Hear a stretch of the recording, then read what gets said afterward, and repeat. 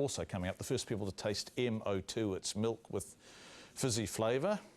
And what happens when a bunch of bus drivers get out of those comfy seats and onto bikes to see the traffic from another perspective. Looking at road safety tonight, one of the great mismatches of the road, the bus and the bike, by golly. Advocates of cycling are working to make bus drivers more aware of them. A great deal is at stake, including obviously lives.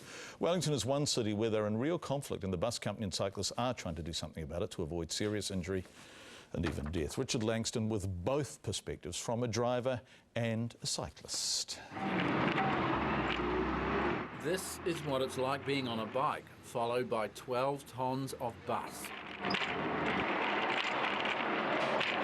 When you get this, thing that's about 3 times the size of you barreling down right next to you, it can be quite daunting and can shake you a little bit. Shaken and squeezed, our small camera records from the back of Christina's bike as she manoeuvres between buses. I know that there's a lot of people that won't, and it's because of reasons like that, because it's just too scary on the roads with these big vehicles that just come barreling down right next to you.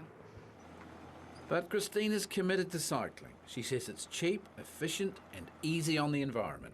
She knows Wellington's a dangerous place to cycle, 10 killed in the past 4 years, the country's highest fatality rate.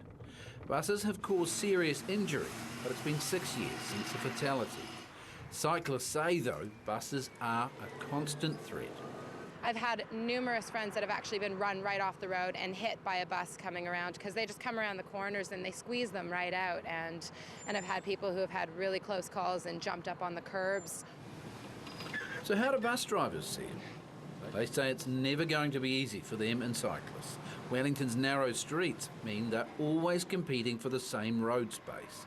And there is aggro.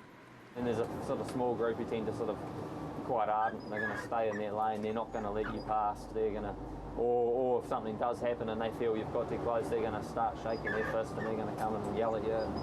Both bus drivers and cyclists want more cycle lanes. There's very few of those in the city, and until there is, they say they'll always be getting in each other's way.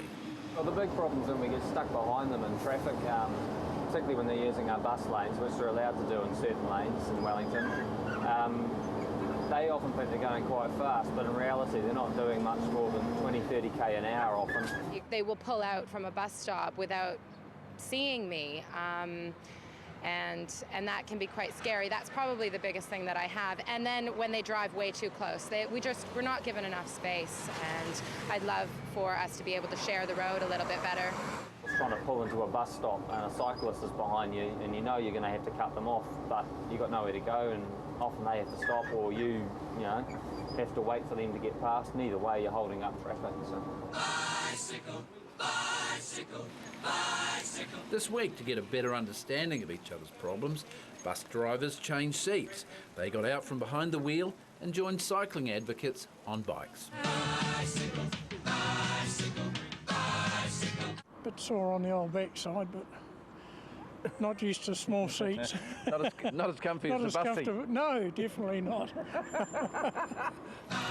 It was a bit wobbly, but we're getting there. Challenge, being a bus driver, now I'm going to get a first-hand look at what it's like from their perspective, you know what I mean?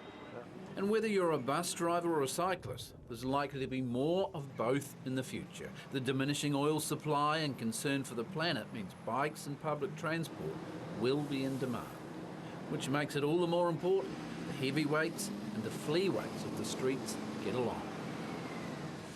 Richard Langston reporting from Wellington.